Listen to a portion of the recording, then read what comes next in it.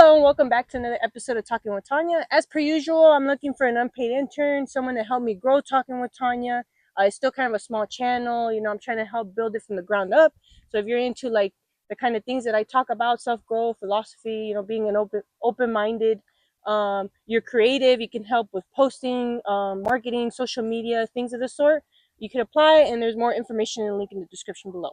Anyways, moving on. Oh, so to life updates. There's actually a few things I wanted to talk about this time. Also, as you can see, there's a lamp. We were actually struggling with the light fixtures, and I don't know, man. We tried like 3 different extension cords, so then Gonzo thought to bring the lamp in. I just think it's funny that after they assaulted me, they stopped working. I forgot Like, what a about coincidence. I didn't break them. It hit me in the face and it stopped working. About that. That was in the last episode, by the way. So I don't know. I don't know what that's about. But oh, and this is our second time filming this too, by the way. Oh, it's just been really windy lately. It's just been muffling the mic. It's hard to hear, and I just feel like challenges, after challenge. But when you're into doing something like this or creative or pursuing your own thing, you got to learn to like kind of, push through the challenges and keep an optimistic attitude, positive attitude to keep trying, and yeah, don't let anything stop you from pursuing your passions. But aside from that, so some news that I wanted to share, some life updates. So I actually recently stepped down from my manager position, the promotion that I received, not a little less than 4 months ago. So it wasn't an easy decision to make. Ultimately, I made it because I felt like it stopped fulfilling me. And I think when my heart is no longer in something, I can't perform at the standards that I want to. Because in my head, I had like this idea of how to perform, and I no longer had the motivation to continue. I just feel like I wasn't aligned with the position anymore. And yeah, it wasn't easy because obviously I got comfortable with like the financial, Aspect of it. To me, and this is a question I've asked before, like money isn't happiness, or what do you think if money equates to happiness? I think money can simplify certain situations. Yeah. And it can facilitate things, but I don't think it directly gives you happiness. I think it can facilitate it, is what I think. Yeah. But not generate it or create it. Yeah.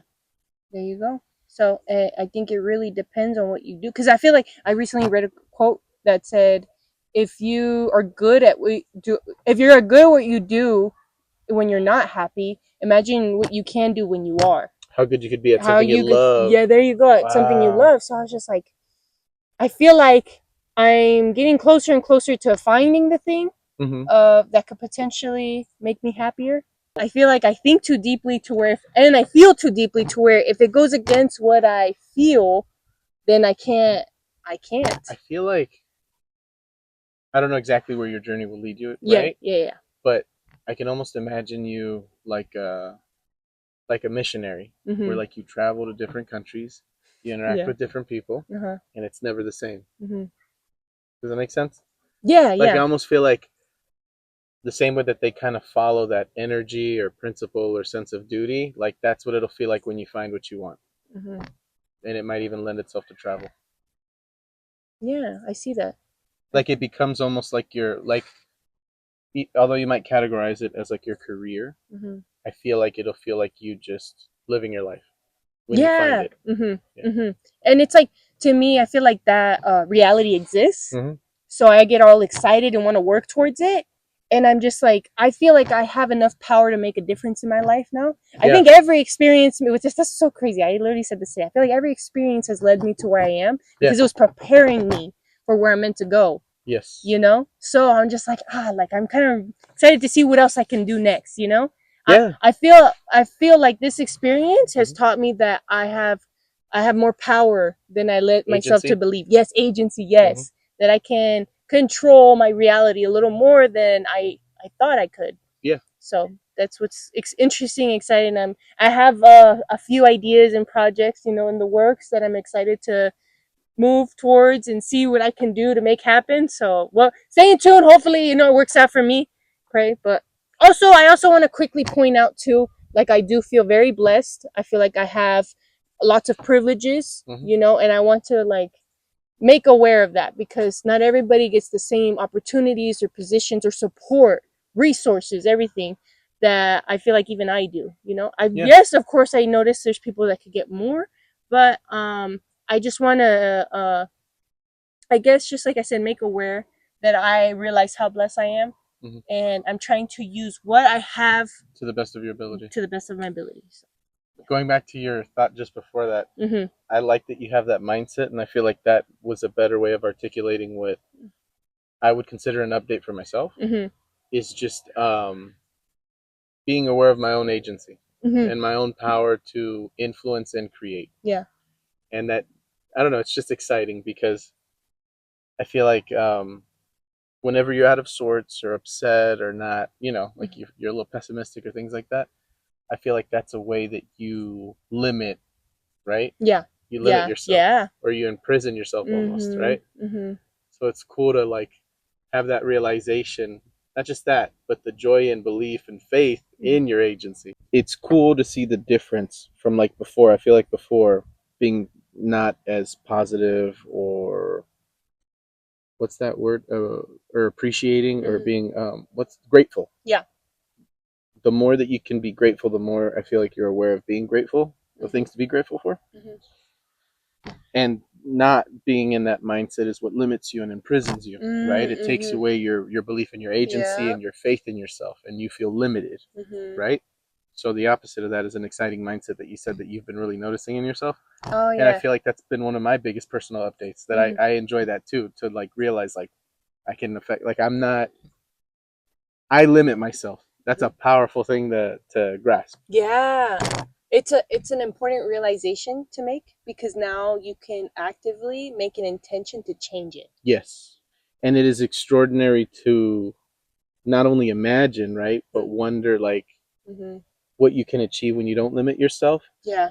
And especially for example, when you have things to reference it to, because I think about some of the greats in history, right?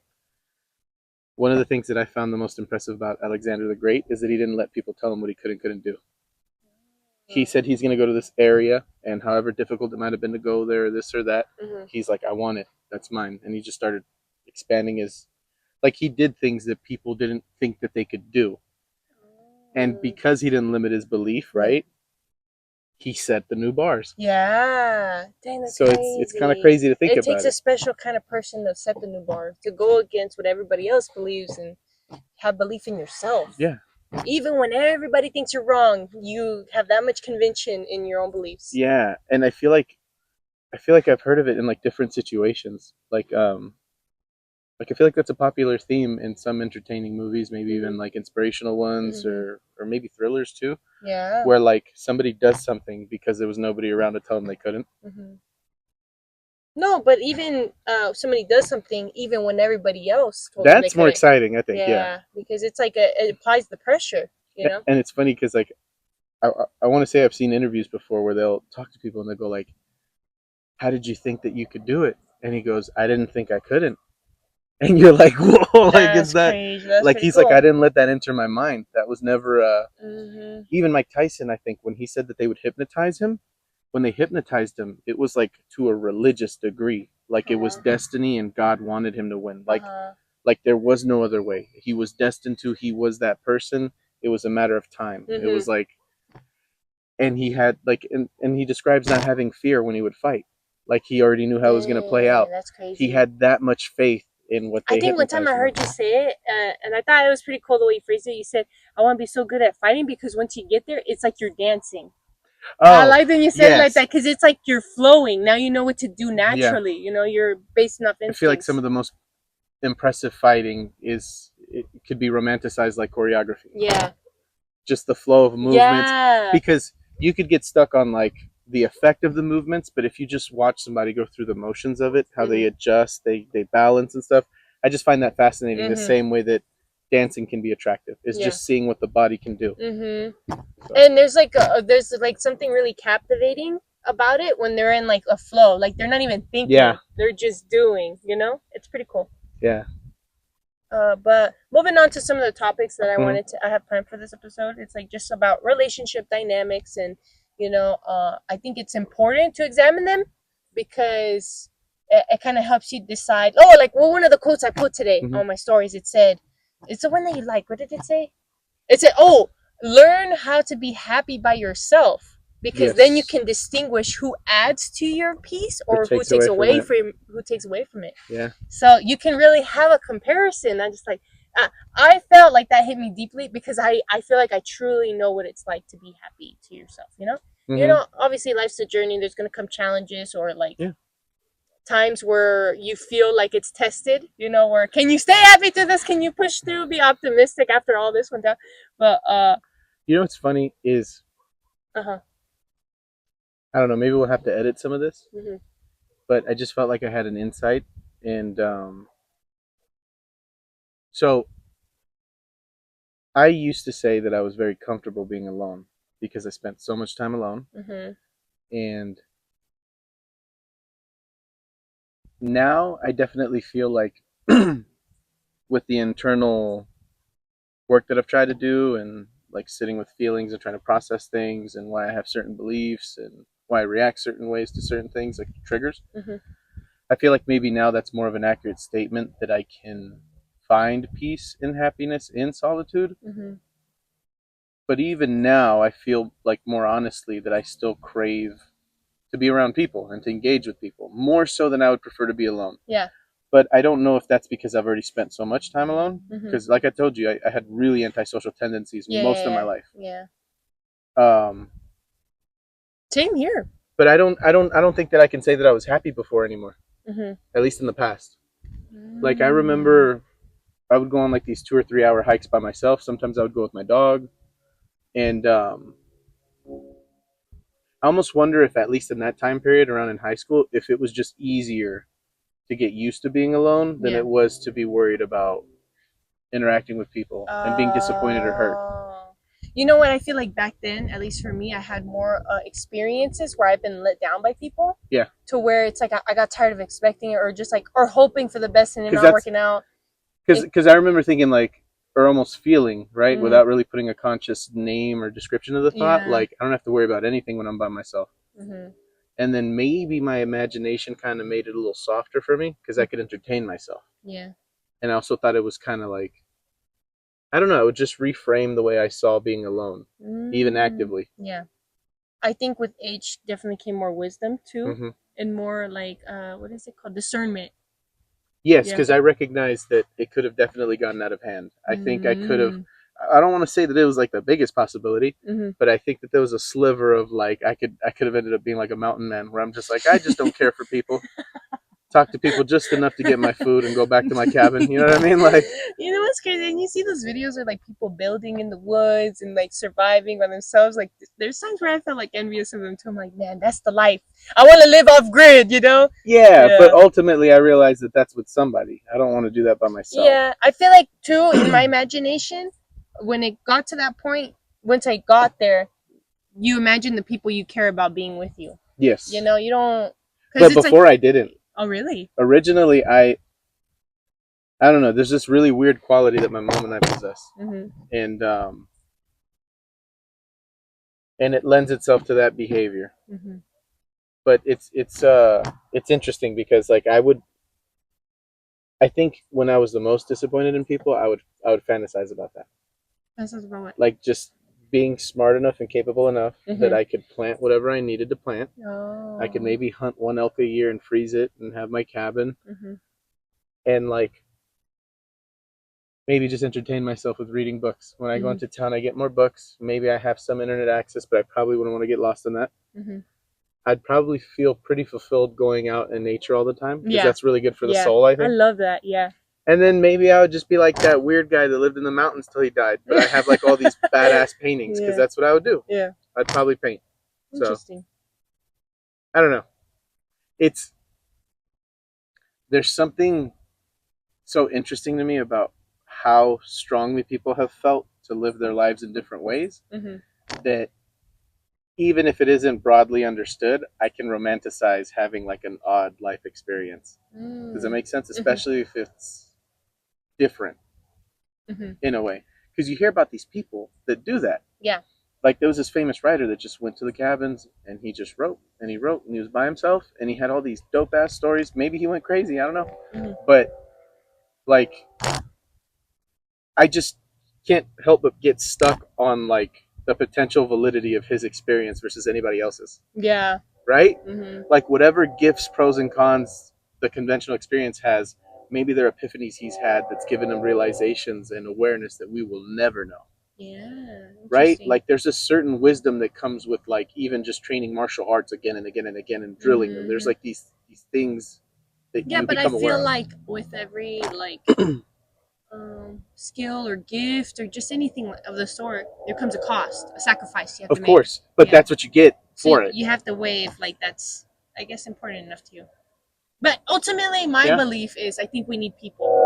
I feel like I'm just a big believer in like community and like family, close friends, and like even chosen family. Like I feel like I've imagined life now to where like I can't see life without them anymore, you know? Or yes, because I agree with that myself also because the happiest, deepest connections, engagement, energy, or experiences I've ever felt are always in relation to sharing things with people. I have enjoyed my experience with a friend experiencing something that I enjoy for the first time more than my full experience of it. And it could be a TV show, it could be a video game. For example, I watched an HBO show called Barry for the first time with one of my best friends, Kobe, right?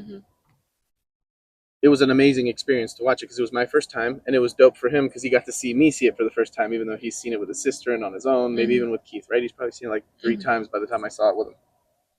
Great show, couldn't recommend it enough. And I enjoyed it so much watching it with Jimmy and with Gabriel because I got to see 2 different people in real time reacting to different things. And sometimes they would react in ways I didn't expect. But I just love watching them be stimulated by it. Also, as I rewatched it, I noticed different things that I didn't notice the first time around. So it's just like I really like those kinds of experiences.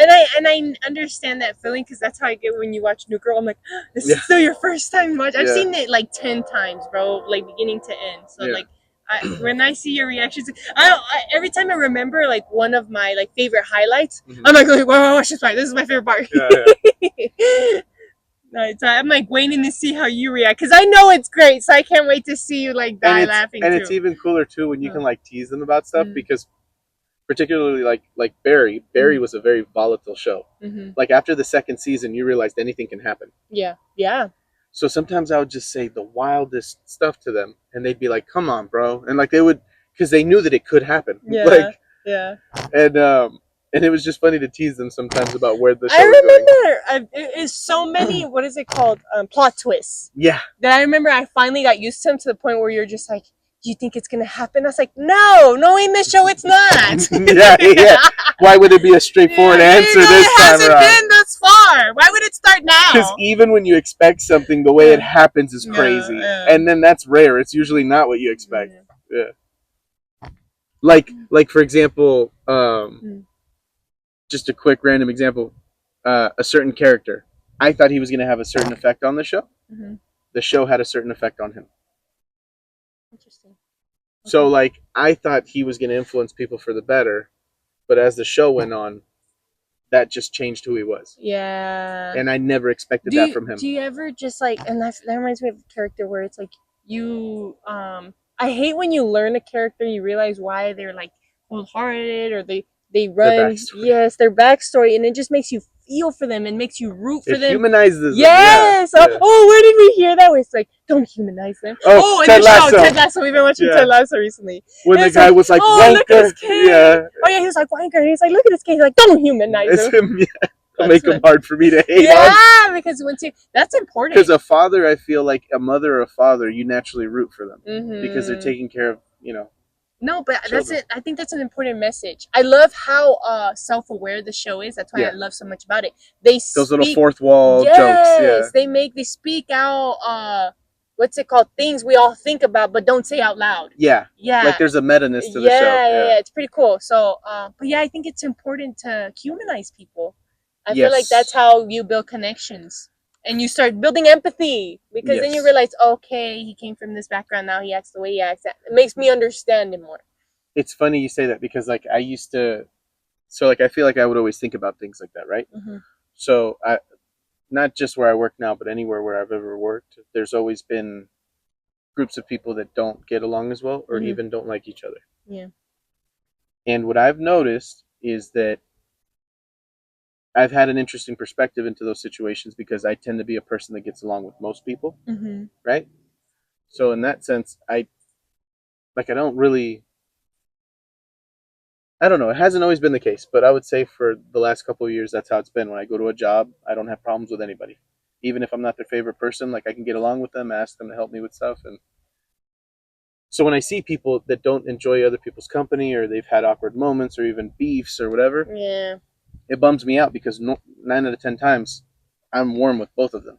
Yeah. So now I feel like this weird division, and they're both kind of telling me how they don't like each other. But I'm like, but I kind of like both of y'all, and y'all both like me. So it's kind of just weird that can be there, but that can still exist. I've been there before. But you know what I do? In those type of situations, I just express myself honestly. All right. So one of the topics I wanted to discuss is like, so we were talking about like relationship dynamics, right? I think. Oh, and like avoid being alone. I think in order to avoid being alone, obviously you have to have relationships with people. Right. And I feel like something I'm learning too is like there's always going to be a balancing act.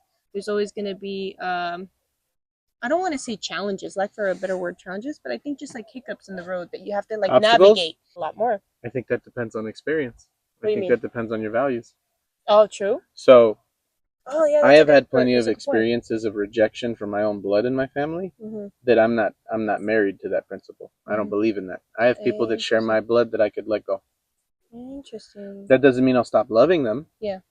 But I've learned through life that people prove their valor and also your value to them.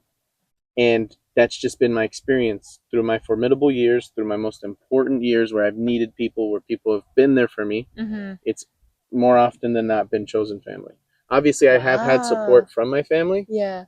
Right? Like I was raised, I had love and tenderness from my sister and my mother.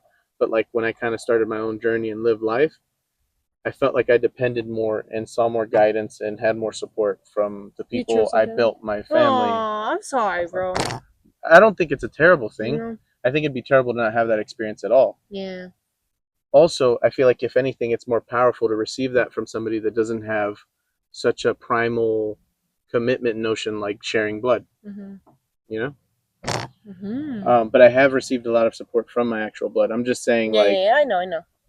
Other experiences I've had in my family have taught me that, like, if it doesn't have to be real for them, it doesn't have to be real for me. So on the other side of that, right? So I know we've been like let down by people we care about, and sometimes there's times where you tolerate it, you distance yourself, or you just don't. Oh, you balance it. Don't give as much. I know I avoid certain like phone calls or dynamics. That's a good way to put it, because like sometimes I'm depleted, I have a lot on my plate and I just don't have the energy for it. Where there's other relationships where it's easier and it's like less pressure, just be able to you get charged by certain connections. You can get drained by certain and you can get charged by certain dynamics. But I on the other side of being on the other side of that, right, where it's like where I'm not charged, I'm like feeling down, having a lot on my plate, right? I find that you're still going to get respect, compassion, understanding from me. So I think that's a beautiful quality to have. And hopefully a lot of people can like adapt, or like, what is it called? Not adapt, but like to gain. Integrate? Yeah, there you go. So it's a good quality to just kind of integrate to practice. Because it just builds healthier dynamics. And what I'm speaking about is showing care when you're upset. So even in an upset or so it brings me to the time like when we got a little attention just because like I wanted to share music with you. And you didn't. Sorry, I didn't want to throw you under the bus, but that just happened. I remember what happened. So we were hanging out in a group. And we were hanging out with Jimmy. And me and Jimmy had like this preconception of like what the night would be like and what kind of music we would play. Oh, I didn't know that. And then, so I remember we were doing a group thing, but we had already gotten kind of excited and ahead of ourselves, like assuming what we were going to. And so we were trying to put some music on, and I remember you were like, "Oh, let me jump in on it." And then I think Jimmy made like a joke about not wanting to hear a particular song, and I probably like leaned into that, being like, "No, let's hear our stuff." And I did not. It was also during a time where I felt like uh, I wasn't sharing as my music as much during the hangouts. So I'm like, so I was like, okay, now it's my turn, That sounds accurate. And I also feel like maybe you weren't as aware, obviously you're not the one going through it, so it's like I'm here building the resentment, so it's like it's not your fault, but at the same time it's like, okay, it's still that time for you. I shouldn't have expected you to just jump into that mind frame right away, because you're not the one experiencing it. I'm not seeing. That's literally what I was gonna say. Is the way I took it is that we had different perspectives. Yes. To me and Jimmy, it was easy to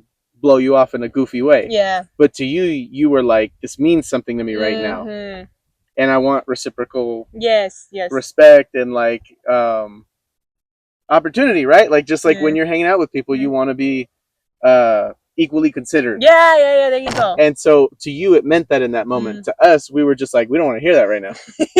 We didn't think it was that deep. Yeah. And then I remember you were like, you know what? It's cool. You were like, you see how I held my composure too. So it's like when I'm like feeling unsettled, right? I'm obviously not like, I guess, the happiest. So it's like, okay, I'm not in the mood to hang out now, because if I'm not settled, I don't want to share that with you guys. You right. You don't want to give out contaminated energy. There you go. Yeah. So now I'm going to close up in my shell. Because you're feeling a little negative or upset. I'm a little sensitive now. So then I was just like, forget this. So then I was like, I can listen to music in my room. So then that's when I left. But prior to that, you had asked me, hey, can I borrow some of your toothpaste, right? And it's in my room. Yeah. So then I remembered that. And I could have easily been petty and said, nah, you don't get to brush your teeth today. But I left it out on the table. I made sure to let you know, and I went back into my room. Yes. So even though there was that factor of still wanting to like separate myself from you guys. You might have felt a little offended. You might have felt a little hurt. But it doesn't erase the importance or care, or another word that I would like to use for it is loyalty. Yeah. Like we don't need to be on the best of terms for me to still respect my values like and care for you. Yeah, you ever seen like shows or movies where it's like siblings that are fighting, but then a bully comes up to your sibling and you're like, no, only I'm allowed to. Yeah, and you could have just been beefing it, but now he's defending you. I could talk to him like that, but you can't. Yeah. So it's that kind of exactly. The loyalty. There you go, loyalty. Yeah. And I just love that, because I've had it in so many different like scenarios. I remember one time I was playing basketball with John, and we were just going at it. We were bumping heads that day. And you got to understand, we became best friends when we were like 13. And like we became really intimate real quick. Like we would talk to each other crazy. Like we would say what does shit. That mean? Like we'll be on the court and one guy, he'd be like, what the was that? And I'd be like, fuck up. Like we'd talk to each other like that, because we knew how much we loved each other. We could be like, we could let out steam, you know what I mean? And so like sometimes we would get a little charged, but I feel like we always felt that filter. Like the fact that we could be that sharp showed that we did love each other that much. Okay. And I have not spoken to really anybody else as freely as I have to John. John and I have said shit that should have started fights, and it didn't. Wow. And I remember that day we were really going at it, and even Marcos was like, yo, guys, like we're at my friend's house. Like we were playing at what's his name's basketball court. Yeah. And so what happened was they were having a good day, and Marcos. Yeah. He only misses really when he's out of practice. Like if he has a good schedule, he's going regularly. Like he's a shooter. Yeah. So he was going off that day, and I wasn't. Yeah. And I was taking unnecessary shots, and John would get frustrated with me and be like, "Stop doing that. I'm not going to pass you the ball anymore." He stopped passing me the ball, so I started shooting all of them. If I got the ball, if I stole it, I'm shooting it. I don't even care if the shot doesn't make sense. So you weren't passing it either? No. Yeah. Because he stopped. Like we were both just not really going the best way about it. And he, at the time, was really competitive. Like, to him, it didn't matter that they were 4 years younger than us. He wanted to win. And especially maybe even that they were 4 years younger than us. It bothered him that we lost. Because we didn't have to lose. We could have won. Yeah. Like, your brother's always been talented, so is his friend. But we were taller, bigger, faster than them. So, like, we could still win, you know? Yeah. And I just remember, like I said, we were both kind of, like, messing with each other. And he got so mad that he goes, man, you keep shit up. He was like, I don't know. He just said something saucy. I probably shouldn't say it. But no, what did he say? What was saucy? Because he had picked me up from my house to hang out. Damn. So he was basically like, "You're driving me insane. Like, call your mom to come get you." Wow. And I remember that shit bummed me out. Like, I thought that was a little far. Yeah. And I think I got quiet. And then we finished playing the game and we lost. And we were just kind of sitting awkwardly on the side. And I remember John was just like upset. He was upset, I felt like, because he got that upset. And he was also upset at like the situation between us. Yeah. And I just remember, I don't even think I responded to him. I think I just stayed quiet after that when he said that. And I bet he felt that too. Yeah. Yeah.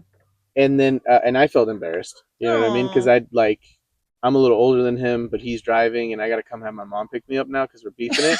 Like, I felt like, and so I was like, you're right, that's me, bro.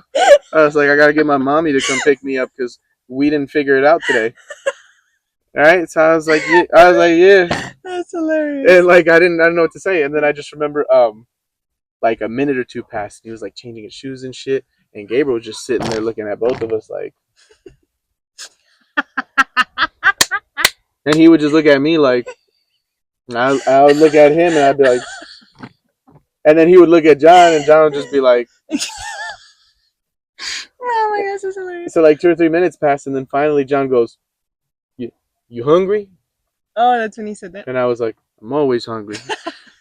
And then before you knew it, we was hugging and kissing, and then he went and he bought me something to eat. But like, my point is like, you could have easily been got my face. Yeah. You could have kept it going. He was personally triggered by that situation. I know that you could see it as like maybe something that he shouldn't have reacted that way, but now with hindsight, I realize that you don't get to decide what makes sense. If something has a certain register on somebody, you should respect it. Oh, I love that. So in that sense, I took it as like that's something that's just a part of his personality, maybe something that he could work on or whatever. I don't know. But the point was, I didn't have to go about it the way that I did. I leaned in with him, and I shouldn't have. So that's why I took it as like that would make sense that he would get to a point where he could say something like that. Also, I just let it breathe because I cared about him. I didn't want to make it worse, and he didn't want to make it worse. The moment he said that, he stopped it like that. Like he didn't keep going. I think he might have regretted it in the moment. And we gave it time to breathe. We both realized how much we cared about each other because we didn't try to make it worse. And then he approached me with, an olive branch. Like he approached me with love, with something to like bridge the gap. I also feel like it takes a lot to do that. To put your pride aside and be the first to bridge the gap. Because me or him could feel defensive from either one of our angles. And we mattered enough to each other that he swallowed his pride. And when he swallowed his pride, I'm like, I'm not going to pull mine out. Like what? Because you know what it took, what it cost to do that. Yes. Yeah. So I'm like, if you're going to come at me like that, I think it's amazing. It makes it way easier for me to get over this. Also, I feel like if you to like slap that out of his, like if you just didn't take it, it would have damaged it further. It probably would have created lasting damage. Yeah, exactly. Because then nobody wants to feel that way. It's already hard enough, like you said, to approach like that. Yeah. And then to be like, like nah, like people. So whenever we could meet like that, and the fact that we were so often motivated to meet each other halfway, even when we had our disagreements or misunderstandings, I think that's what makes the difference. It shows the care and investment you have in the person, what they mean to you. And then because they mean something to you, you're very careful about how you react to them. Right? Because we're all human, and something that doesn't quite mean so much to you in one moment could really hurt somebody. And it could stay with them. And it's not that you were nasty, it's you just happen to hit a certain nerve, and that's just how they're wired. And, So, I think another aspect of relationship dynamics that we encounter, especially with family members, is like sometimes people can be abrasive, but their actions can show you that they love you. So I feel like, and that's always one of my struggles growing up in my household. We struggled to say I love you, show affection, hugs, kiss on the cheek. We never did stuff like that, and I feel like that kind of, I guess that kind of transferred into my adulthood. Yeah, I feel like it showed in ways of like, of course, like me struggling to show affection, but I think with relationships and caring so much about my person, I was willing to challenge myself in that way. Okay. So I worked on it, and then I was able to be more expressive, and then finally I think I settled into like being more expressive. Even not every now and then I feel like I have my moments, but I think for the most part, I worked on it. And with chosen family, I noticed you guys all say it so frequently, and on the phone, I love seeing it, but I'm just like, do I hop in on this? Well, I don't know where I stand. I would say whatever your comfort level is. Yeah. Which I think is okay right now. Like, yes. It's not. It doesn't bother me. And like I said, I more so did it because it bothered my person. Right. So so I'm okay with that. I would say, what was I gonna say? Yeah, I was fortunate that my mom was always very tender with me, and so was my sister, and they kind of like promoted that. Also, I was fortunate that some of the role models I had, like older cousins, were affectionate with me. Even if they might not be so openly publicly, they always let me know that they care about me. Oh, that's cool. And so I just kind of adopted it as like the way to move, I guess. Like that's just kind of like the way I operate. I notice that there's differences in people, and some people are more or less comfortable. But my experiences with different friendships with guys or kids or boys growing up, I guess just ultimately I was like, I don't care if it bothers some people. I like it enough, Yeah. And that's how I've been, like you said, with the boys. Like you said, you'll see us. We'll be talking. All right, I love you. Bye, and then we'll hang up. And I always get reactions from people. I don't care anymore. I find them kind of funny sometimes. Yeah. But like for example, at work the other day, she was walking by and she hears me clearly talking to a guy, right? And we're like joking. It was Jimmy. And I go, all right, better. I'm at work though. I gotta go. And I was like, all right then, love you. Bye. And I hung up. And I saw she was like, but like it didn't bother her, but she thought it was interesting because like I guess you don't really see guys talking like that. Yeah, you don't. And in my head, I think about it like even though there might have been a time where I was a kid where I was like, don't kiss me, mom, in front of like people and stuff like that. When I got older, I was like, I don't care. Like I'll get on my knees, tie her shoes, I'll kiss her, I'll tell her I love you. I'll even call her. I mean, it's not natural for me to call her mommy because I didn't really grow up calling her mommy. I call her mama. So like I'll call her that in front of people because I just feel like it's just a better way to live. Like just enjoy my love and my special connection with her and my friends. Yeah. And it doesn't have to make sense to them. You know what? And I grew to love expressing myself. Like when I was in a relationship, I grew to love expressing myself in that way. Yeah. Like I learned about all the 5 love languages. I love every single one of them. Really? Love all of them. Yeah. I don't know if I love all of them. Really? I know I like most of them, or like I really love some of them. But I feel like love is a strong word for me to say about all of them. For example, I've never been mesmerized by gifts. Oh, but for me, it's an emotional experience that lights me up because it's like, oh, I was at the store today and I thought about you. Here's your favorite chips. That's different, though. That's what it means, though. It's a thought about you. Oh, here's some flowers. I just thought about you today. Everybody that I've ever seen that would choose that as their love language thus far, right? The few people I've seen that like are like, I love it when people get me stuff. It's never been cheap stuff. Like if I see it like, oh, I got you your favorite sweet or something more so affordable, I dig that because it shows. It doesn't have to be this elaborate thing, but it shows that you care. I love that, right? Like somebody gets you a random sweet, or they remember a drink you like. Even a letter, that's considered a gift. A letter? Yeah. I don't think I've really written friends letters. That's kind of cute. So that's he's pretty like, here, I thought about you. So I like that. I get letters for like birthday cards. My sister on my birthday, not even sometimes not even a card. She'll text me. I like that. I love those. Like writing you a little message. She's like, I'm really proud of you. How far you've come. You've amazed me. I'm gonna adopt that. That's really cool. I like that. I love stuff like that. Yeah. Oh, one thing that stuck out is I told my niece I love her when she was like 13. I used to say it as a baby, right? Because we used to live together. I used to live with her. But then eventually, like we stopped living together, stopped seeing her as much. But anyway, so I feel like I stopped getting that closeness just for a brief moment there. And then I started to say, I love you. And she actually was like, paused and reacted to that. She was like, what? She's like, huh? And I go, what? What's wrong with that? She's like, you just never say that to me. And I was like, it stuck with me. And I said, I need to start saying it more often. Make a habit of it. Yeah, and I did. And you know what's crazy? I even felt uncomfortable with the time that I said it where she reacted because I felt it, that I haven't said it in a while, that it's new, it's different. Yeah. So I felt that uncomfortableness. I was like, I don't like that. Let's bridge that, Yeah, I don't know. It's interesting. All right. Well, it's funny how like you have certain ways of greeting people or showing affection and how that changes with age. Because when I was little, we kissed everybody. Like you could be 2 to 3, 4 or 5 years old, and you saw your uncle, you kissed him on the neck, or like the corner of the jaw, you kissed your aunts on the cheek. Interesting. And I don't know. It's just something that my mom showed me. Like I remember she even like told me to greet her friends like that when they would come over. Interesting. You hug them, you kiss them. Yeah. And So I would do that with my uncle, and I hadn't seen him since I was a child. Like the last time I saw him, I was like, I don't know, around like 10 or 11. Mm-hmm. And then I see him again when I'm 16 or 17, and I'm already like 6 foot. You know, I'm like, I look completely different. And I remember when he opened his door, I lit up, and I just went into second nature. I just leaned over, I hugged him, and it was different, right? Because before I would lean up and hug him. This time I had to lean down, and I kissed him on his neck like I normally did. And I remember I kissed him, and when I came up, I was like it hit me. I was like, I just kissed this grown ass man, right? Like it just. And then his eyes kind of got wide, and my eyes were wide, and I think he picked up on me being like, "What did I just do?" Whoa. And he just kind of like smirked gently, and then that was it. It wasn't weird after that. We just kept the hugs. Yeah. But I don't know. It was just weird that like I just greeted him the way I did, you know. Yeah. 10 years later or something or whatever. That's funny. It's like that you saw the habit. Interesting. Yeah. And like kicked in when you saw him.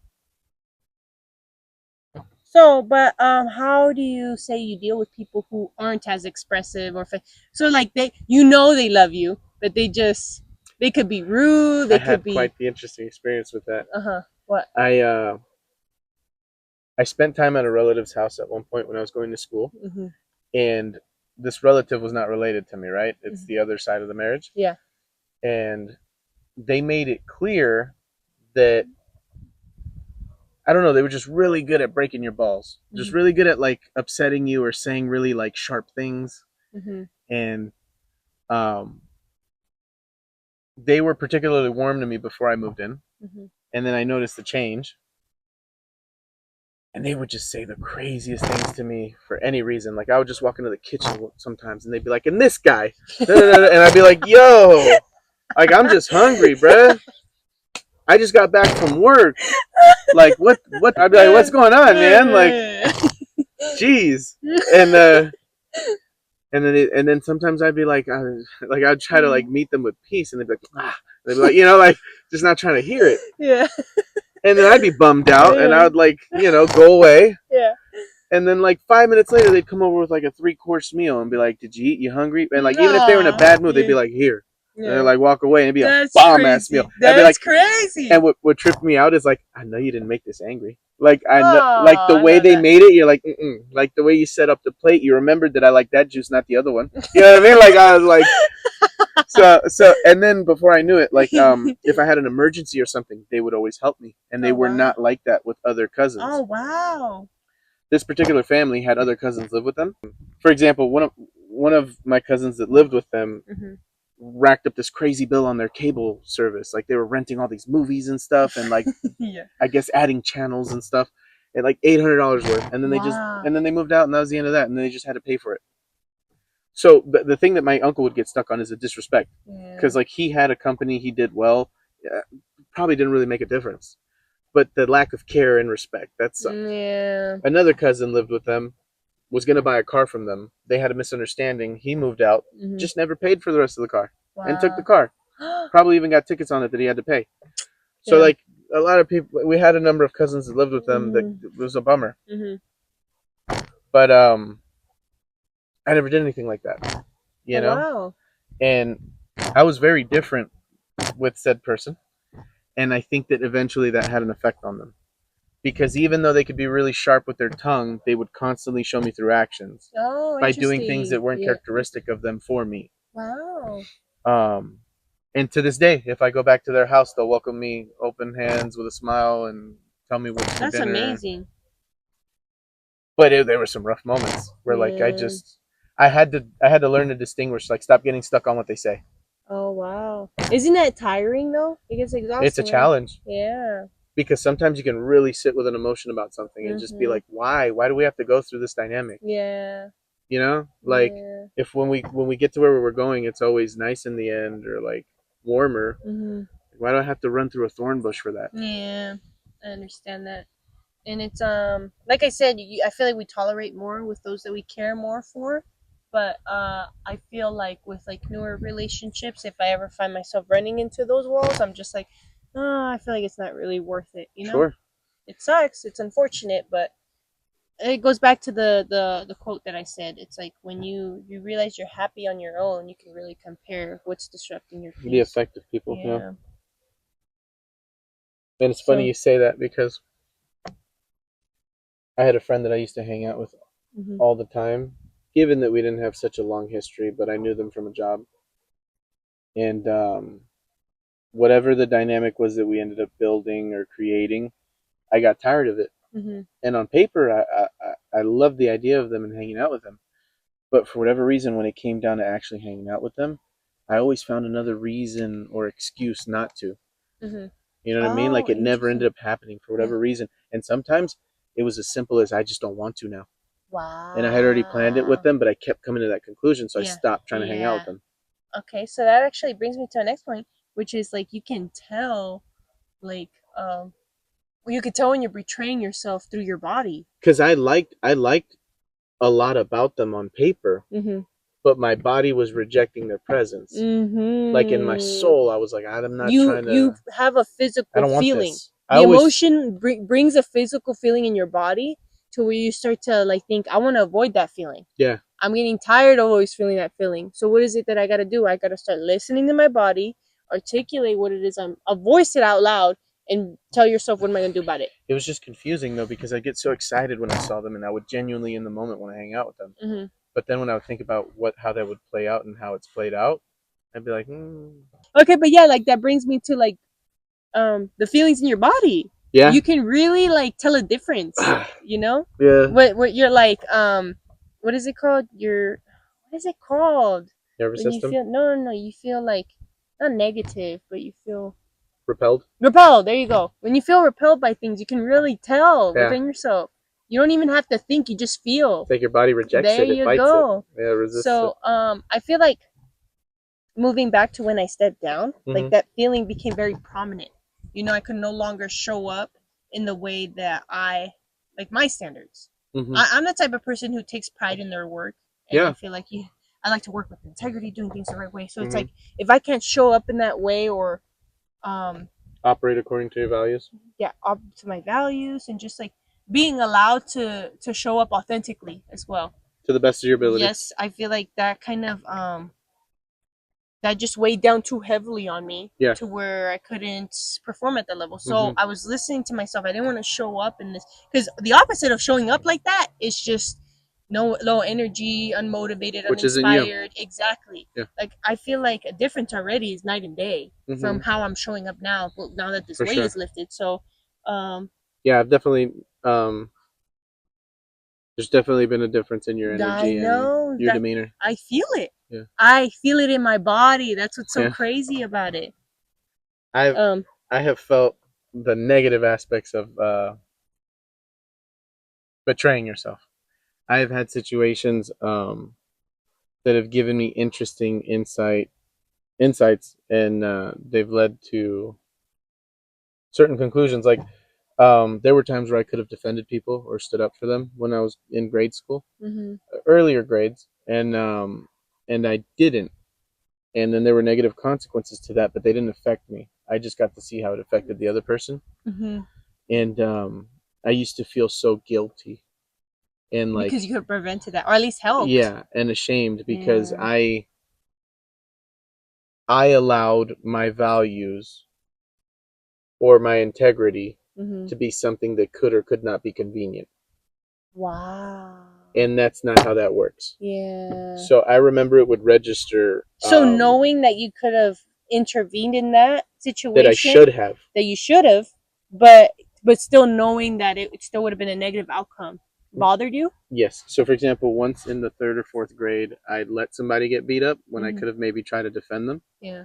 And I remember after I saw them with like, a black eye and like their face changed. Yeah. I felt miserable, and then it sat with me in my nervous system, and it was just so heavy on me. Like I remember, I felt like a desperation and like guilt, and just truly miserable. Like I felt really ashamed about my impact on that situation. So you would trade that feeling to take if you had a second chance, you would have stepped in? Yes, after the fact, I realized that I would have preferred to have been beaten than to sit with that guilt. Dang, that's crazy. That I would take the physical pain over the mental. So I think it's important to like investigate resistance when it's coming persistently, like repetitively, instead of trying to avoid it in the way of just walking away. Confront why it's coming up so much. Like dig to the root of why you get these feelings. There you go. To like say for example, why did you feel like guilty and stuff like that? Like that he got beat up. I guess when I was younger, I had more of a literal viewpoint of right and wrong. Mm-hmm. And I think I just deserved bad karma for behaving cowardly. Mm-hmm. So I think back when I was younger, I used to associate really intense consequences to not moving correctly. Interesting. So at the time, I think my younger brain reasoned that mm-hmm. I deserve to suffer because I let somebody suffer. Interesting. Yeah. I remember there's times for me too, like where you like bandwagon with like groups of friends to make fun of someone, or or you just for the moment, or feeling or you treat someone indifferent because other people do. Yeah. So I like there's times I've experienced that, and it's just like that doesn't feel good either. I've done that too. Yeah. And I think a big part of it too is because it's like when you experience that yourself, you're just like, I know what that feels like, and I don't like that I caused someone else to feel like that. So I feel like that's a big part of it too. It's heavy. Yeah. But so that brings me back to like stepping down, right? So that was like listening to myself. Like it just became my internal voice became too loud to where I couldn't ignore it. And it's crazy because I didn't have a plan. I just did it, right? So and it's sad because I feel like I'm kind of grieving an identity, right? I was building sure. myself in a way to where I was like, okay, I see a future with this. I'm gonna like move. This is gonna be the plan. This is the goals, and it's like all that disappeared. Focusing on the potential. Yeah, and I didn't like have anything planned after that. I just kind of listened to my intuition, and I was like, one thing you knew for sure is that this doesn't make sense. There you go. Yeah. Exactly. And even though I don't have it all figured out, if I don't have certainty before moving, I'm just gonna have to sit with the uncertainty and kind of create. Now it's time to create. That's what I think. But so, and I think that's a big theme in my life. For some reason, is to kind of continue being comfortable with uncertainty. There's been so many like big life decisions that I've made, mm-hmm. not knowing what's on the other side, and as far as I can tell, I feel like there's always been a reason for every decision, and I think ultimately it's been for the best, mm-hmm. for the most part. If I'm looking back, but I don't know if that's just like my optimism or my good. I don't know if that's just my optimism or my good attitude, or that just because that's just who I am as a person. Mm-hmm. But I don't know. I have for as of right now, I don't think I have any regrets. And I think that's what's so cool in validating is that I feel more myself mm-hmm. after this decision, so it makes me only feel like I made the right one. That's good. And I think, and it's hard because going back to like how not knowing whether it's the right decision or not because of like depending on the people around you, what you're saying, like I've gotten advice from everybody. I'm like, what do you think? And mm-hmm. for the most part, they didn't agree with it. So it's like, a lot of people told you not to. They would just mainly tell me to like sit with it or mm-hmm. try it for a little bit more. Or I feel like I definitely told you to sit with it a couple times. Yeah. One of them was my dad, and I place high importance on his opinions. Yeah. I was like, dang, man. So it sucked to hear it from him, but mm-hmm. But he's also very understanding about it. Like he said, this is what I would do. That's how he phrased it. I like that. So yeah, it took the pressure off. So, mm-hmm. but because he can show you his reasons or mm-hmm. the value of his, but he's giving viewpoint. Me the authority to me but he's to make making the it clear that that's just what made sense to him. It doesn't have to be the way you do it. Yes. So that's what it's just. Oh, I'm so grateful for him. But I've really enjoyed his input mm-hmm. on your major life choices mm-hmm. and how he really listens to what it meant to you. Mm-hmm. And I feel like he puts weight in the right places of what you say. Yeah. He doesn't get stuck on things that don't matter truly. Mm-hmm. Yeah. So what did I say? So I'm just kind of trying to like moving. I feel like I'm in a new chapter, right? Sure, Our life. for sure. So I'm trying to stay in the mindset of being excited, being hopeful, being optimistic, and faithful, open to the beauty that life has to offer. And like I said, I feel like a creator of my own reality. So I am gonna try to do. I have goals in mind, and I'm gonna try and work my butt off to see if I can, make them into fruition, and then see what happens. Yeah. Hope for the best. Yeah. Have a good attitude while doing it. So that's all I can do. What else can I do? Oh, but I think, and this is something I wanted to circle back to, is like why it's important. Like, say this works out, right? Which I'm hoping it does. Like, let's just say life works out for me. The way you said that, I'm sorry. Right. Let's just say, like, because I don't know for sure. You just don't. I'm in uncertainty right now. No, I understand that. It's just funny how you were like, let's see if this works out, and it sounded like a specific venture, and then you're like, that I'll have a happy life, and then it just felt like it blew up like the like the way you introduced it.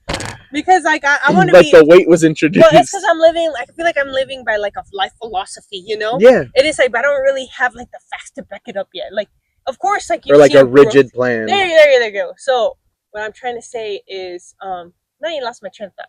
Oh no. Okay. Now I remember. So what I'm trying to say is, like, I think it's important to kind of. Oh no, if you're lost, right? If you're directionless in life, I think one way to help you kind of find your direction is by taking one of them. You have to have some sort of idea of like what you want to try, what appeals to you, like different ideas, right? You can't just sit there and try to like estimate which one's the best path forward, because sometimes you'll get stuck and you'll just overanalyze. Yes, what if I choose the wrong one? So you just kind of stay or stagnant. You doubt what you actually feel towards an option. To me personally, I don't think that's the way of finding your path. That's the best way to your life direction. Yeah, go about it. I think the best way to find it is by choosing one, regardless of. And see what you learn from it. Regardless of not having the certainty that's going to work out. Yeah. Right. So you have to choose one. It's going to be through that experience that you're going to gain information. Okay, you take a step forward. You see how it feels. You learn something new, and then you decide what's the next step. I like that. Yeah, so that's how I see life moving forward. Yeah. And like it brings me back to like I'm being very blessed. I feel like I could afford this financial decision of stepping down, but it's not gonna be like comfortable as I had it. Sure. But I think I can make do with what I got. I'm always like enjoying your blessings. There you go. I feel like there you go. I feel like it doesn't take much to keep me happy. So and like I said, it came with the cost, that position. I feel like I was overworking myself, giving more time and effort into that, and it's funny. It brings me back to what I told you today, where I was like, man, like I was working so much. I was like, I feel like I was always so busy before work, right? Just in life in general. Like, I have so many tabs open. That's how I like to phrase it. So many tabs open in my brain that now, after I step down, that I'm just like, I remember always moving like this. Even when I was unemployed, I had like a routine. Yeah, you had your structure. I had things that I had to like work on and get done. And then I was like, structure is very important. So exactly. So now that I was putting so much time and energy in that job, I was like, where am I neglecting myself? Oh, because I was so busy before this in other areas of my life. Yeah, exactly. Where did all that go? I was like, how am I neglecting that? So now I feel like I'm building momentum again in my personal life. So where I'm just like, this is what was I going with this? Oh, okay. So it, like I said, I didn't see that the position was worth the sacrifices. No, it wasn't. At least not to me. Well, that makes perfect sense to me because, like, as you mentioned, there was a comfort to it, right? More financial stability, objectively speaking, to some degree. Yeah. But I want to touch back on what you said. How you say it doesn't take much to make you happy, right? Which could be an aspect of making that decision easier. Yeah. Or just something that you can rely on because you've made that decision. But it reminded me of something. And I feel like another angle of the same belief, another way I like to look at that, is that it's not so much that it doesn't take much to make you happy. It's more so that you have the gift of finding joy in things. because I remember saying, I forget exactly how it went, but basically they were comparing two different perspectives of life, right? Some people, the advice overall from the video was that to enjoy the small wins. Like if you can find joy in the simplest things, then you are truly blessed. Because I love that. like if it takes somebody winning the Stanley Cup or something to be happy, but you could be happy at how good your coffee tasted today and that's the fact that you're just sitting in the sun's out. That's tight. And that's free. Oh my gosh. Maybe the coffee isn't. And I love that you say that because I've had moments of happiness in simple moments like that. That's what I'm saying. Yeah. Like I used to have a hammock right here. I used to come out, read my book, drink a tea. And this isn't a yacht, but how many times have we enjoyed that? Like everybody's been out here. Everybody's laid in the hammock. Bro, whenever everybody's read. We do the deep breathing exercises, like we follow a YouTube video and we there's like a moment where you breathe fast and then slow and then you hold your breath at the end for a few seconds, like a minute long. It's 30, 45 The level of peace I feel there, it's like, what is it called? Priceless. Yes. It's priceless, bro. And I think that's one of the beautiful gifts that both of us have. Feeling is that we're like, however you want to phrase it, if we're just aware of an energy or frequency or like, it's just like an awareness. Yeah. You know, like I feel like, especially as a kid, I feel like maybe I developed that skill or that's how I learned how to be aware of it. But as a kid, I feel like I was constantly trying to find ways to appreciate things and to be happy about them. So, for example, like let's say circumstantially, I could have been playing video games with a group of kids, but I didn't get to. And I was outside. I would start looking at the tree. I would enjoy its colors, its structure. I would wonder about it. I would enjoy the breeze. Like for whatever reason, I just remember I would try to incline myself to find the interesting or like stimulating parts of you know what I'm saying? I think it's curiosity. Yeah. And like somebody could watch an hour of Tosh.0 and maybe not get the enjoyment I got out of just paying attention to the trail I was walking. Yeah. You know, so it's like I think it's a powerful and a beautiful thing to be able to be impressed and stimulated by things that could be deemed simple just because maybe they don't cost money.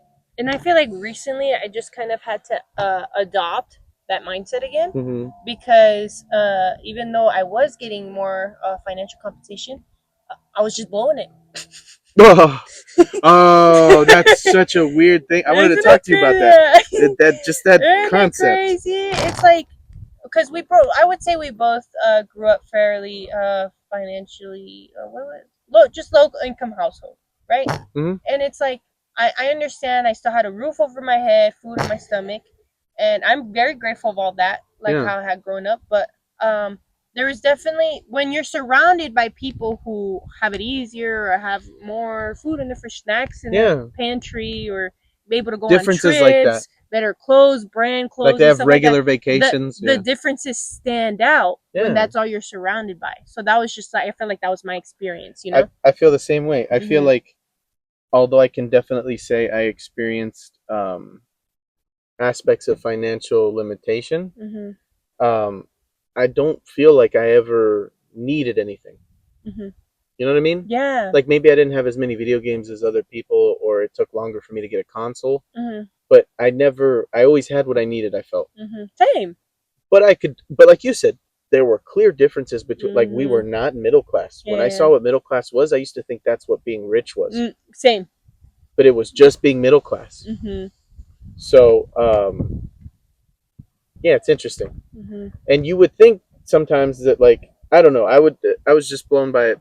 My mind was blown looking into self-reflecting on the times that I had the most money.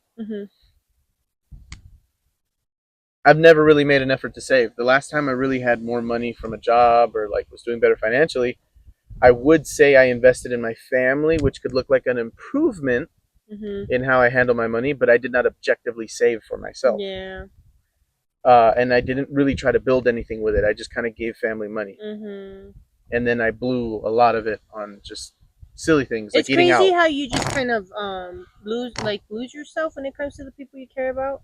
Yeah. You know, like I was recently dating someone. I was just kind of like paying for everything, you know, like sparing no expense. And it's just like I understood his circumstances where it made it a little difficult. So, like and it's funny because it's like I thought I learned. I look back at other episodes and I'm like, I learned my lessons. I know what I must do, right? Mm-hmm. And then it's just like, what the heck was that, man? Right. I let myself down again, and it's okay. Like I don't mind when it comes to the person I care about. I don't mind sparing no expense, right? Right. Spare no expense. But there has to be a threshold. There has to be a line to where you can't put yourself on the back burner.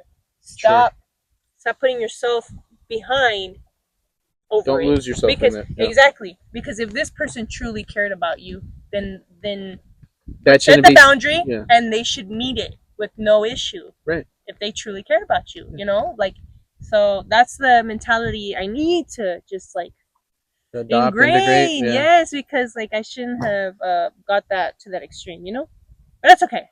Life is a journey. Yeah, of course. Mm-hmm.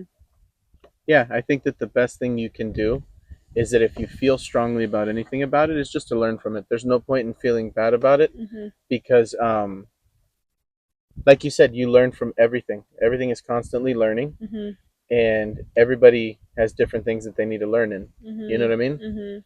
Like what so and so struggles with is not what you struggle with. Yeah. So it's like I just don't see a point in like feeling like any particular way that you learn from something is bad. Oh, okay. Right? Because at the end of the day, you're learning from it. And who's to say that that's sillier than this? Does that make sense? Yep. So. But it's interesting how we even got to that mentality towards like, oh, I'm making money now. Let's just blow it all. Like, no, I wonder where that came from. And I feel like it's common in people who had low income, like experiences. Oddly enough, right? Yeah. It's like, or it's either that or the opposite end where they become really greedy and don't want to spend a dime. They just I haven't really run into that. Really? Like, I don't think I really know. I mean, there was so when I worked for. I'm not saying that it's not like a thing. I don't know any. I was around more people like I got it today, it's gone today. Like I've seen like strangers or like other acquaintances or something that's like more that. So what I meant. You've seen people like that or no? I have seen what you mentioned, like the latter, but not in my personal circle. Like those are the people that like my mom works for, or like stuff like that. I've seen it, and it's just like, wow, like you have money, you can buy nicer things. You don't have to Mickey Mouse everything. It's really strange, yeah. Because like I remember hearing about this crazy old lady. I probably shouldn't refer to her like that, but this lady who had really unorthodox ideas, and she had a lot of money, and most people didn't realize it because of how she chose to live. Oh, wow. And I remember my mom became aware of how much she had in her bank account. And like she would still have so much money after fixing a lot of practical things in her house. Wow. And she was just really odd about the way she chose to be frugal. And it used to drive my mom nuts. But like in my inner circle, my family and all that, we were always of the mentality of like, I got paid today. I'm buying everybody dinner. Yeah. And it's like, relax. Like I know you feel good right now, and technically right now in proportion to relation it's not an issue, but if you continue to move like that, that's why you won't have anything by a certain also day. It's like you make people comfortable with receiving, sometimes, and it's hard and it makes it hard and awkward to like start building that boundary. Because I'm like you, when I care about somebody, it doesn't, even if it's not my partner, like I like showing love. Yeah, I know, me too. And sometimes that costs money. And yeah, and yeah, there has to be a balance to it. Yeah, it has to be. Because I've been not the best about it really in the past. I think something I struggle with too is like instant gratification. I just have to have it right now, I feel like social media promotes that.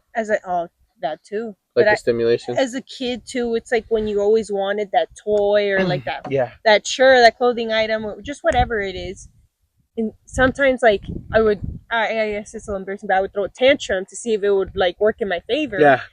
But I would say 9 times out of 10 it didn't work. That's like one time I do it would, So I think as an adult, I remember getting my first job, and I would just like shop at brand stores, and I'd just be like, yeah, I have my own money. No one can tell me no now. I can buy whatever I want. But then it's like poor money management, obviously. Yeah. I don't have enough money to cover the rest of the expenses. It's so weird because like I've spent in the weirdest ways.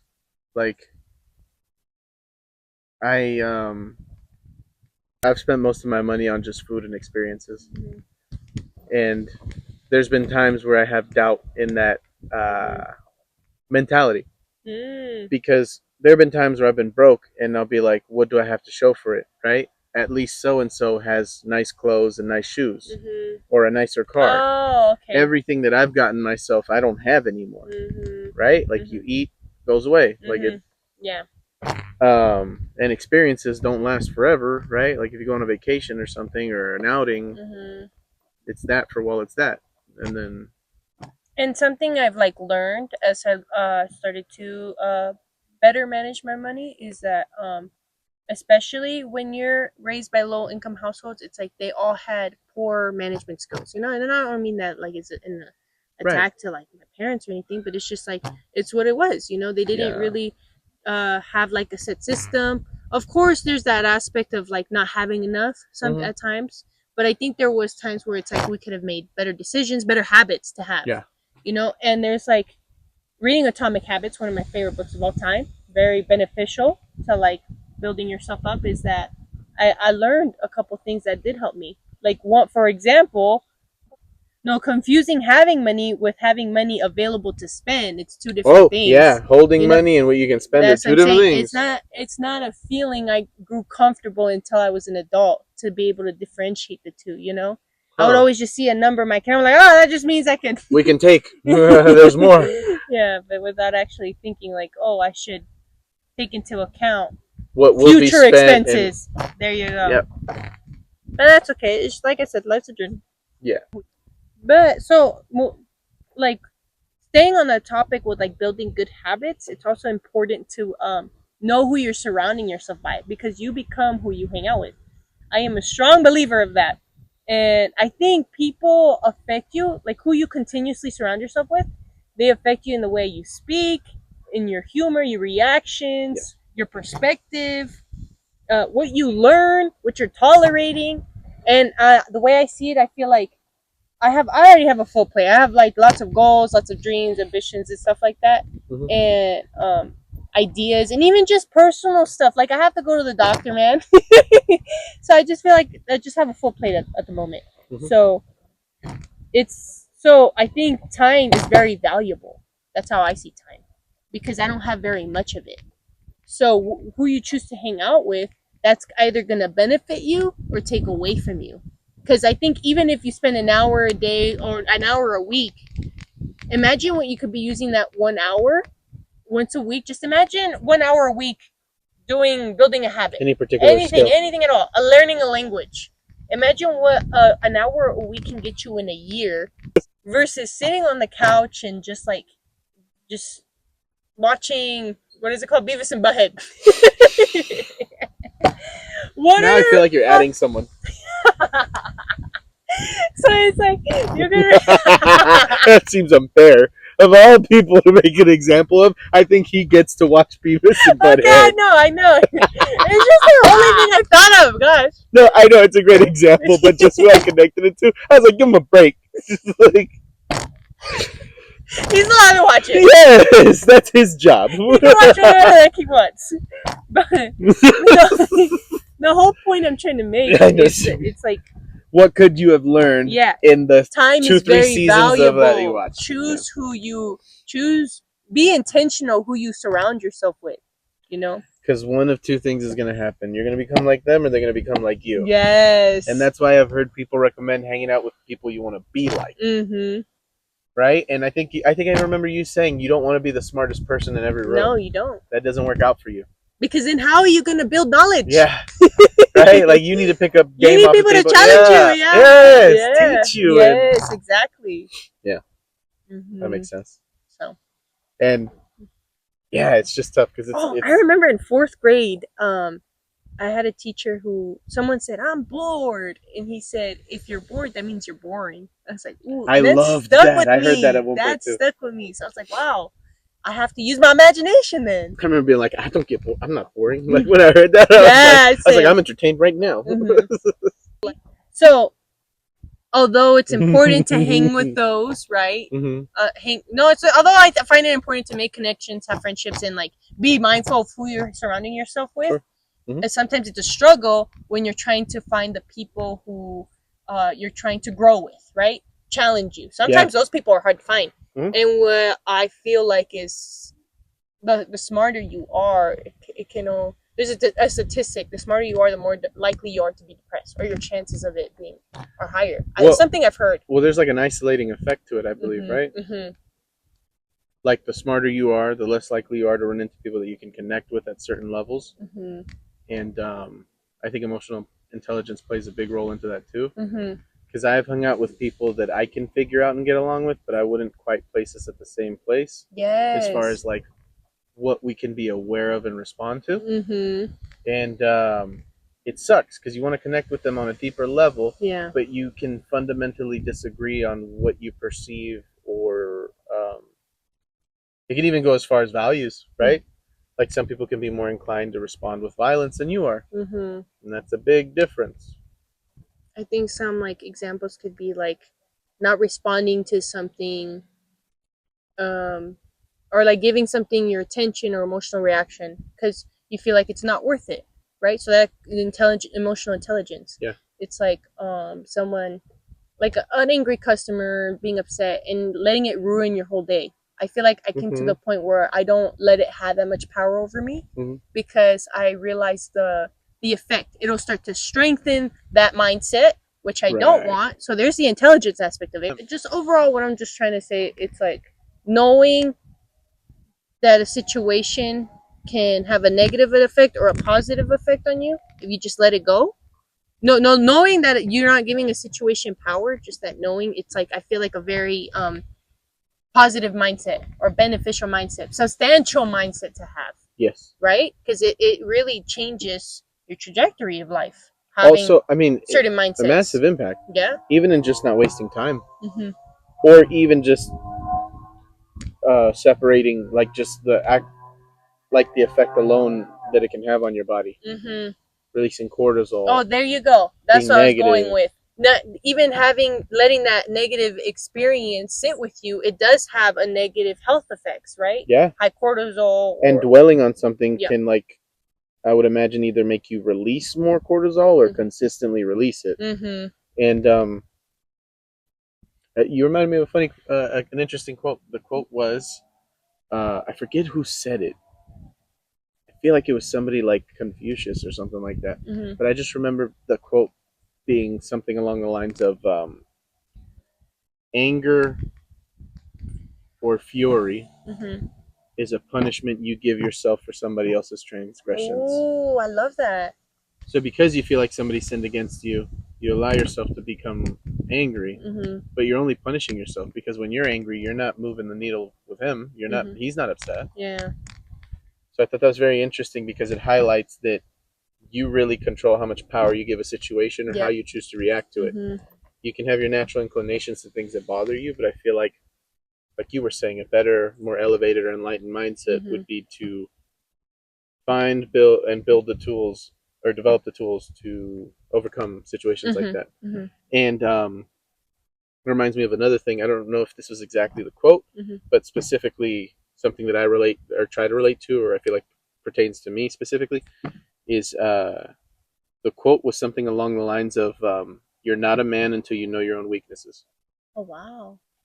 Interesting.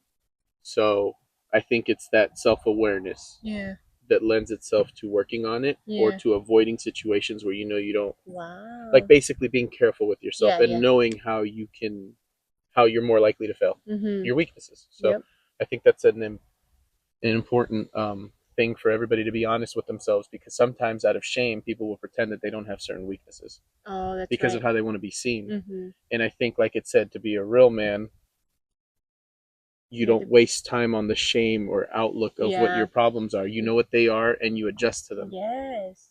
And I feel like a lot of men will act like they don't have certain issues just because of how it looks. Interesting.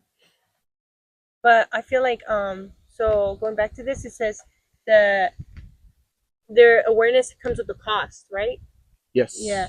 And I think, well, like there's good and bad. Obviously, if you're like always on the news, you're always hearing like these negative stories, you can, every day you can just hop on and hear 100 if you're really that interested, right? There's always everything that's wrong in the world today. There's always something going on to where you can just like absorb it if you let it. Yeah. And it's gonna cost you now. Because I remember, it reminds me of like how they say like ignorance is bliss, right? Mm-hmm.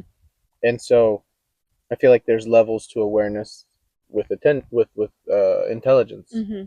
And I feel like I've seen a lot in movies that like the more that they are aware of, the more stress that's involved with it for some reason, right? Like a simple example could be like, we don't know how many times the world almost ended today. Yeah, right? That's crazy. The government hides things. Mm-hmm. I mean, they've disclosed that there were times where World War II almost started, or World War III almost started, and it didn't because somebody was cool headed. Mm-hmm. I remember a That's story crazy. about like a Russian guy that everybody was telling him to do it, and he was like, "Nah, this doesn't make sense," and he risked his life by disobeying the order, and then they ended up finding out that it was a misunderstanding, and had he fired, that would have broken open something bad. Oh my gosh. So because he chose to be whatever, point is, Yeah. you know, he prevented that. But wait, what was I saying before that? Cost of awareness. Yeah. So, for example, we didn't know that almost happened, so we never had that stress. Mm-hmm. We never had to doubt, fear, complications, none of that. So, in a certain sense, I feel like the more intelligent you become, the more emotionally intelligent you become, the more you see the gaps in the way people behave versus how they probably feel or would like to experience life, and then being more aware of certain things that people can't consciously embody or practice can feel very isolating and confusing, especially when not only can they not practice it, but you can't even talk to them about it. Oh yeah. Right? That's because where you're it at different becomes levels of awareness. isolating. Because then you start to feel like you're in a world of NPCs. Mm-hmm. Like you can't even have the same ideas, let alone try to communicate. Or when you avoid concepts. certain topics because you know it'll be triggering to them, but you're trying to show them an alternative perspective, but they just don't want to hear it. You know? Yeah. Nah. Or what was I gonna say? Oh, just even I feel like it's with intelligence comes curiosity. We're always wanting to learn, right? That's how you became intelligent in the first place. The curiosity. I think that is definitely like something strongly correlated with intelligence. Yeah. So I find it disappointing. Or not, well, I feel like that's too strong a word. Be honest, because I've been disappointed by people's lack of curiosity. Okay, fine. So I think I find it disappointing when other people don't have my level of curiosity. Yeah. You know, so it's like, oh, let's go try this new place out or like this trip or whatever. Let's experience something new. And someone else is like not open to it. Like, let's just not do that or whatever.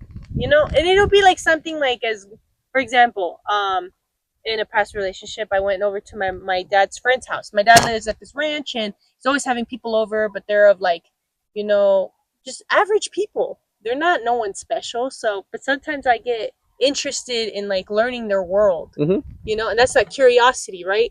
So then I was with my partner at the time and we went to this lady's house. She's like, live down the street, come over, you know, you use my restroom. Let me give you some cheese that I made. And I was just like, what the heck? This is so interesting. So I went over to her house and with my partner and he's just like I could tell he didn't even want to go. So from the very beginning he didn't have that level of curiosity that I had, you know, so it was difficult to kind of experience that together, you know. So it's like, and it's like only holding me back because that's who I am. But yeah, I'm generally just like a curious person. That's just who I am as a person. Yeah. So holding me back from those experiences, I feel like kind of holds me back. But there's something, yes, there's something very interesting about what you said, because I can think about different angles of that, like compatibility. That could be an aspect of why you guys did not enjoy the same things. Yeah. Now, another aspect of that could also be something to develop or to put effort into, right? Because as much as I'd like to think that you could find somebody that loves everything you love, from what I understand, they don't have to love everything you love. And you can, what seems to be enough could even be just you being interested in things because they're interested in it, not because it individually fascinates you or on its own. And so it's like what you were saying, right? On paper or whatever, to him, no value to the evening. Yeah. Now you go further along where like you go into the territory of he can enjoy it because you enjoy it, and that was not enough for him. Yeah. So that's another distinction, right? Like I feel like I've been able to enjoy things that I wouldn't inherently, because of what they mean to people that mean something to me. And not to say that you don't mean something to somebody because you don't want to, because I love John. There are things that I just don't care to do with him. Yeah. And if it really means something to him in the moment, all that, I'll do that to show him that I care. Yeah. But that's not like something I'm going out of my way to do. You know what I mean? And we have plenty of things we love to do together, anyways, to even have to worry about satisfying that for him. But yeah, it goes to show like different ways you can operate in that, right? Like he could have really not wanted to be there, but seen you light up and at least just enjoyed your experience of it. Yeah. Does that make sense? That's another way to look at it. Um, but then also again, like I was saying about the whole compatibility thing, like I feel like some people, for whatever reason, chemistry or likewise, or just being into the same things, you can enjoy some of the simplest things. Like I've had more fun doing normal things or even chores with like you or John than I have going to like an amusement park with people that I didn't quite connect with. Interesting. Does that make sense? Yeah, I love that. Which doesn't I love shouldn't always make going, sense. like even going to Costco with the guys. It's fun for me. Like that's sometimes I call them like, you guys just want to go. Yeah, I like it. I just like to hang out. That's all. Yeah. Okay, so just to kind of close this off, I think just to kind of wrap up this episode, I just kind of want to end it on like, continue to choose yourself. Right, listen to your intuition, your body, especially when it physically registers. Exactly, that's just gonna give you life direction into kind of settling more into your identity. I don't even know if you really truly have one identity. I think it just continues to build with the more experience. There you go, more experiences that you gain. And yeah, so I guess I just want to end it with that. But if you guys have any questions, comments, or like any differing perspectives, something I do want to remind people is that some of the things I say on here, or if anything, all of the things I say on here, it's all based on my personal experiences, my perspectives, and nothing really is definitive. Like I'm always open to like other perspectives, hearing people out. So if you have any questions, comments, concerns, feel free to leave it in the comments. Right? Yeah. Comment section. So if you guys have any questions, comments, or concerns, feel free to comment. To you? Yeah, comment in the bottom part. Anyways, but like, subscribe, and anyways, thank you guys for listening. Thanks for watching. Take care of yourself. Peace out. Peace.